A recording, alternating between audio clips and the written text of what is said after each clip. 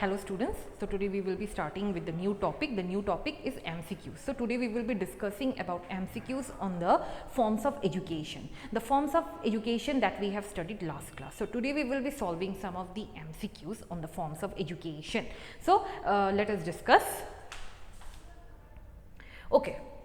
Now let us clear our understanding regarding forms of education. So the first question comes. What is the etymological meaning of the term education? Now what is the etymological term, which means which is the scientific term of the, what is the scientific meaning of the term education? So the etymological meaning of the term education is to teach, to draw out, to write or to memorize. So what will be the correct answer here? To draw out, yes, to draw out the talent within ourselves, to draw out the ability within ourselves. So this is the correct answer, to draw out.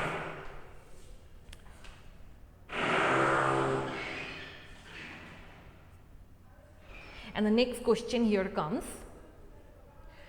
Who defined education as the creation of a sound mind in a sound body? Socrates, Aristotle, Plato and Pestalozzi. So we have already discussed who defined education as the creation of a sound mind and a sound body. So here the correct answer will be Aristotle. Yes, you see, Aristotle actually gave the thought, the creation of a sound mind and a sound body. So Aristotle was the most greatest philosopher, the Greek philosopher of all time, and he was also an educationist during that time.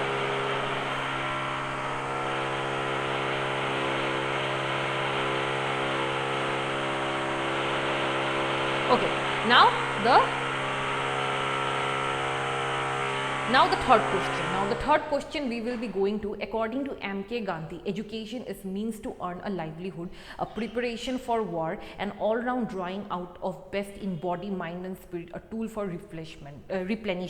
Replenishment means to start something refresh. To start something refresh, to start something afresh, which means a new beginning. So replenishment meaning is that. Now here the correct answer will be number C, an all-round drawing out of best in body, mind and spirit. Now if I talk about the all-round drawing out of body, mind and spirit, which means education is has a purpose in life. So what is the purpose? The purpose is to draw out the abilities within ourselves, to calm our mind and body. So this is the purpose of education, as been said by Mohandas Karamchand Gandhi. The full name is Mohandas Karamchand Gandhi.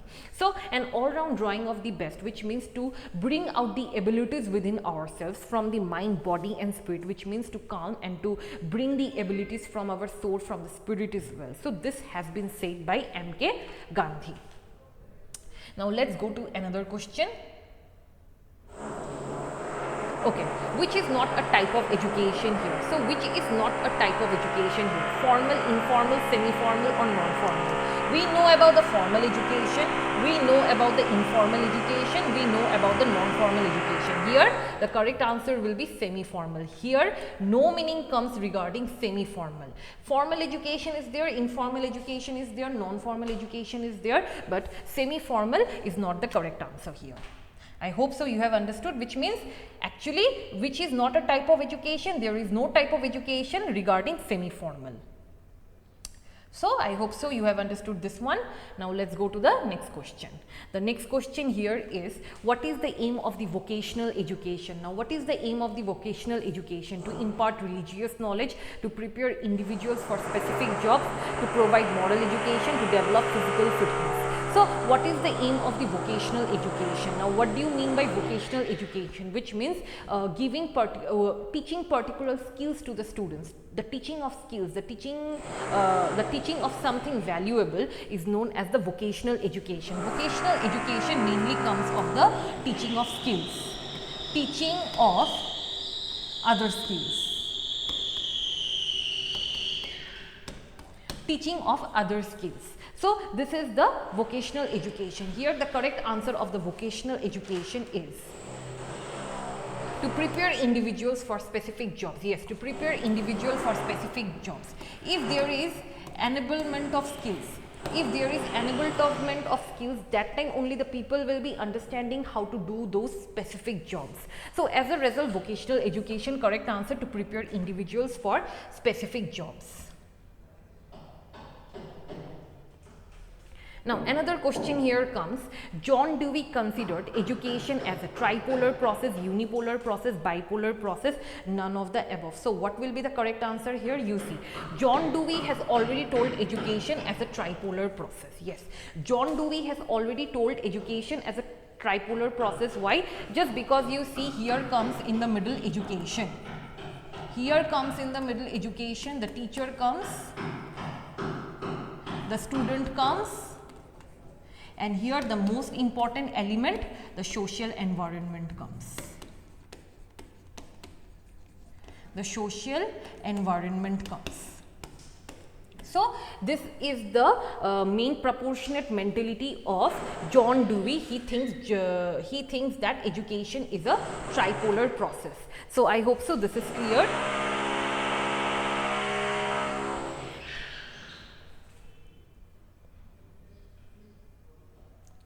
Now, if I talk about Aristotle, Aristotle has defined education as an idealism. He is mostly idealistic in nature, but John Dewey has always gone for pragmatic nature. I hope so you have understood about pragmatism and idealism. You will be knowing more regarding these two theories. Now, let's start with another question. Education as a lifelong process begins from and ends at. Yes, here the correct answer we all know, birth and death. First comes here from birth. Yes, it comes here from birth and then it ends up to death. I have already explained you that education is a lifelong process. Why it is a lifelong process? Because it begins from the birth itself. It begins from the birth itself and it will be continuing lifetime up to our death. So here the correct answer is birth and death.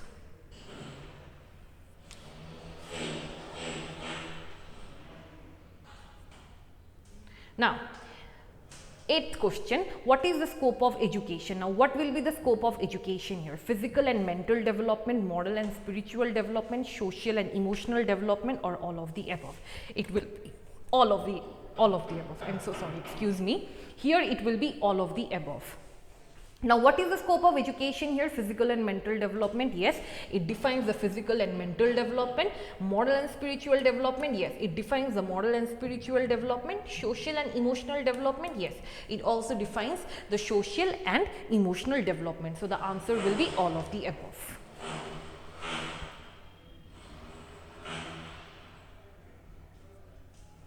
Okay, now question number 9. Which type of education involves no fixed curriculum or formal rules? Now, which type of education involves no fixed curriculum or formal rules? You see, if I talk about formal education has rules. It has laws as well. Now, if I talk about formal education, school and colleges is an example of the formal education. Now, if I talk about informal education is distance education or any type of skill-based education. The skill-based education is also an example of the informal education. Non-formal education means those education which has no age bar.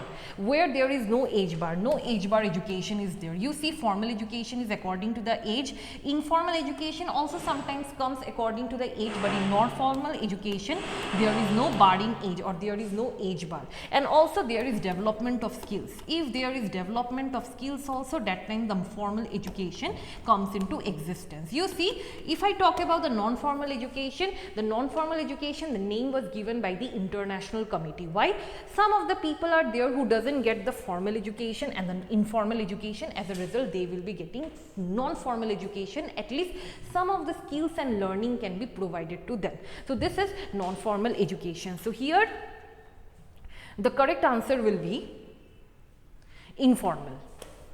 It will be informal education. The correct answer will be informal education. So which type of education involves no fixed curriculum or formal rules? Yes, the informal education. Here the informal education has no fixed rules, also it has no fixed curriculum. Informal education, for example, the distance education or the skill-based education can be provided to us anytime and anywhere. It has no flexible timing.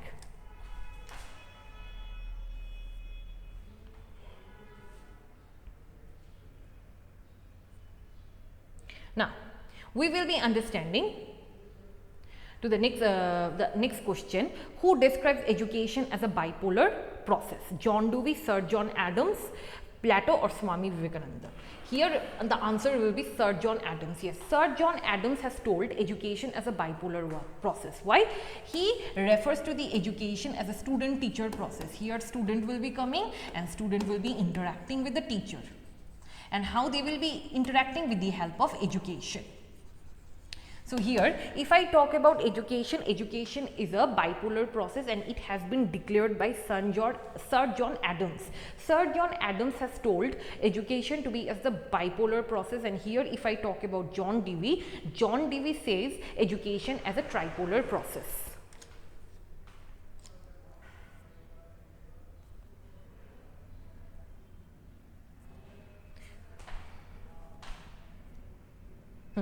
Which of the following is not a definition of education overall? Now, which of the following is not the definition of education here? Manifestation of divine perfection, all-round drawing of the best, process of change and evaluation, development of innate powers.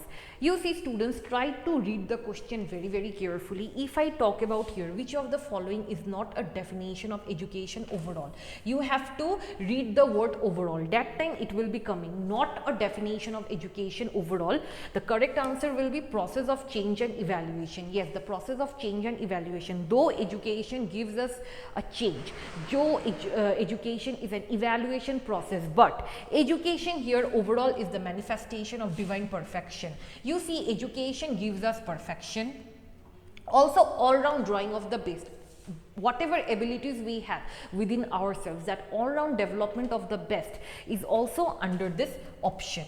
And development of innate powers, those development of innate powers also come under this option. So here the correct answer, process of change and evaluation.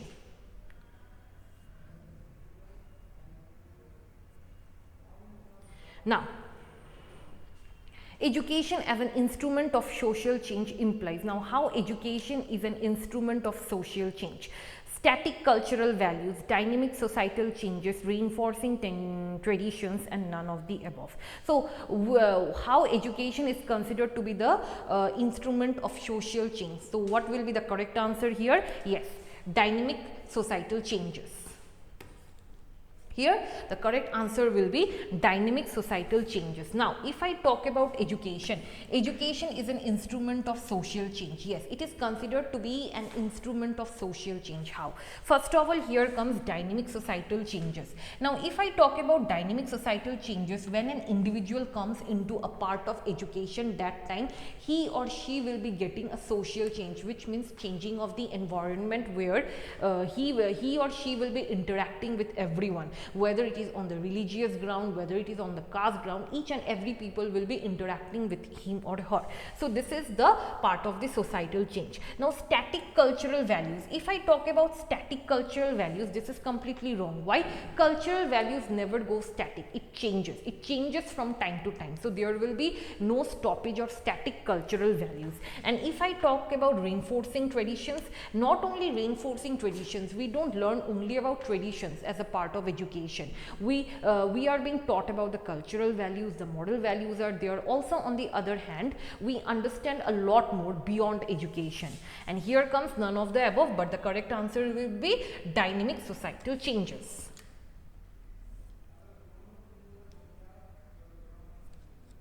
Okay, so question number 13, which of the philosophers believed education prepares for complete living? Now, we have already studied that which philosopher was there who believed on complete living, that education is a complete living. So what will be the correct answer here? Socrates, Herbert Spencer, Aristotle, and Plato. So what will be the correct answer here? Yes, Herbert Spencer. Herbert Spencer was known he was also known to be an educationist and philosopher. So he termed it as complete living, that education is a complete living. So here Herbert Spencer will be the correct answer. Herbert Spencer was an educationist as well as a philosopher as well. Now, number 14. Number 14, which one of the key characteristic of education is considered which one which is the one key characteristic of education considered in wider sense. Now, how education is considered to be in a wider sense? It is limited to school education, it involves deliberate planning, it includes all experiences throughout life, it is evaluated through exams. So, what will be the correct answer here? What is the characteristic of education in a wider sense? Now, what will be the characteristic of education in a wider sense? It includes all experiences throughout life. Yes, very much of a correct answer. It includes all experiences throughout life. So, this is the correct answer. So, I hope so you have understood this question.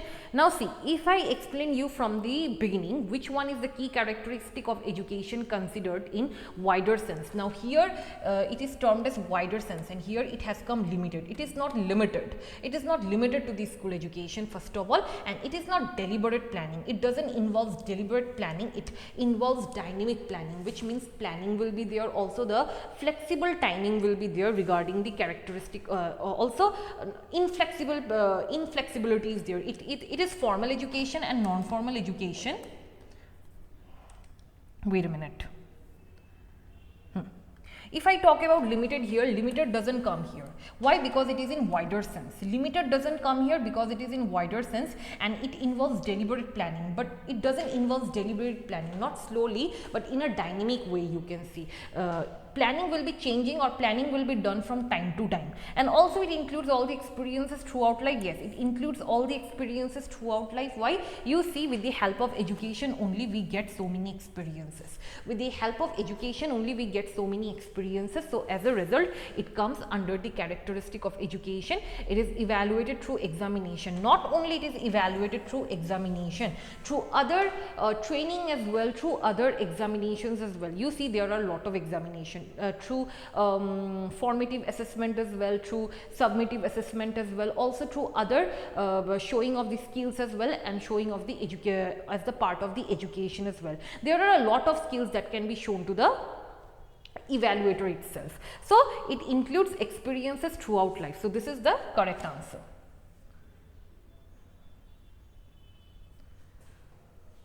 What does educatum imply in the context of education? So here, what do you mean by educatum that imply in the context of education? Development from within, training or teaching, drawing out potential, or spiritual development. So what do you mean by educatum here? You see, I have already told you the meaning of educatum here, training or teaching. Yes, educatum here, this is a Latin word. This is a Latin word. So here educatum meaning is training or teaching. Development from within is not the correct answer. Drawing out potential, it is not the correct answer. Spiritual development doesn't mean the correct answer, but training and teaching is the main answer of educatum. I hope so you have understood regarding my class, and if you want to know any of the courses regarding our institute, then you can contact us in this number 863839171, and thank you for watching my class.